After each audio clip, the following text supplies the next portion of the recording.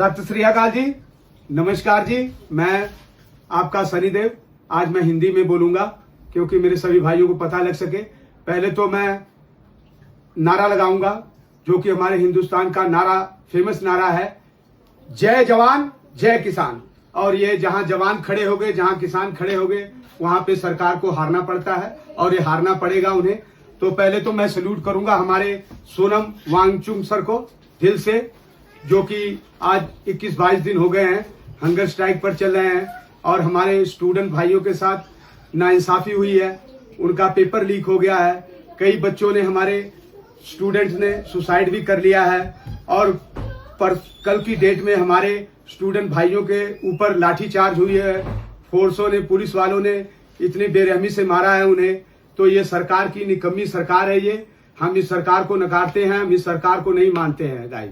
और हम भाइयों से, सारे से अपील करते हैं, अपने इंडिया वासियों से, अपने पूरे भारतवासियों से भी भाई सारे एकजुट हो जाओ और दिल्ली का कूच कर दो, दिल्ली में पूरे छा जाओ और वहां की सरकार को हिला दो, सेंटर की सरकार को, जो कि ये हमारी जायजे मांगे हैं। हमारे बच्चों के भविष्य का सवाल है। अगर हम आज नहीं लड़ते हैं तो कल हमारे बच्चे हमें गालियां देंगे कि आप क्या किए हमारे लिए, हमारे फ्यूचर के बारे में आपने कुछ सोचा नहीं, आप क्यों नहीं बोले उस टाइम पे। तो ये टाइम है, हमें बोलना चाहिए। हमारे सभी हिंदुस्तानियों को, सभी के स्टूडेंट के माँ बाप को साथ में दिल्ली पहुंचो और वहां पे कूच करो, इसका संघर्ष करो, लड़ाई करें। इससे हम एकजुट होंगे, हमें कोई नहीं हरा सकता। सरकारें हम हिला सकते हैं, हम ही सरकार बनाते हैं। सरकार हमसे है, हम सरकार से नहीं है। हमारी मांगे हैं, हमारी जायज मांगे हैं और इसे सरकार को मानना पड़ेगा और ये हम मनवाएंगे।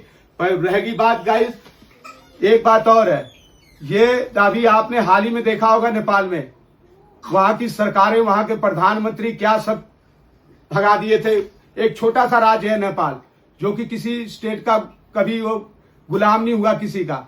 तो इससे आपको सीख लेनी चाहिए गाइस। एक छोटा सा स्टेट है, वहां के प्रधानमंत्री क्या सबको भगा दिए थे। तो हमारा तो हिंदुस्तान है, हम तो इतने हमारे भाई बंधु हैं। अगर हम एकजुट हो जाए तो सरकारें क्या, इनको भागने की जगह नहीं मिलेगी ब्रो। तो आप सब एक हो, हमारे भाइयों का साथ दो, हमारे किसानों का, पहले तो खास करके हमारे स्टूडेंट्स इतनी मेहनत करके 25-30 लाख रुपए लगा के बच्चा पढ़ता है, फिर वो नीट का रात भर जागता है, फिर वो नीट का पेपर देता है, उसके बाद पेपर लीक हो जाता है। बताओ उस बच्चे पे क्या गुजरेगी, जो अपनी इतनी मेहनत करने के बावजूद, यहां तक पहुंचने के बावजूद बाद में पता लगता है पेपर लीक हो गया। बच्चे सुसाइड नहीं करेंगे तो क्या करेंगे। आज तो ये हो रहा है, कल को इससे भी बुरा होने वाला है गाइस। अभी समझ जाओ, अभी से सुधर जाओ और इस सरकार को, इसको हटाओ। ऐसी सरकार को हमें नहीं चाहिए। हमें अनपढ़ प्रधानमंत्री नहीं चाहिए, हमें पढ़ा लिखा चाहिए प्रधानमंत्री, शिक्षित पढ़ा लिखा चाहिए। हमें सोनम वांगचुक सर चाहिए, शिक्षा मंत्री, जो कि इतने बड़े साइंटिस्ट हैं, हमारे देश के लिए इतना कुछ किया है। अगर वो शिक्षा मंत्री बनते हैं तो कितने बच्चों का फ्यूचर इससे बनेगा और कितने बच्चों को साइंटिस्ट बना सकते हैं। आपने कभी सोचा है, एक चाय बेचने वाले की दिमाग डालेगा और जो साइंटिस्ट है वो अपना दिमाग डालेगा बच्चों में। तो इससे भी आप समझ सकते हो।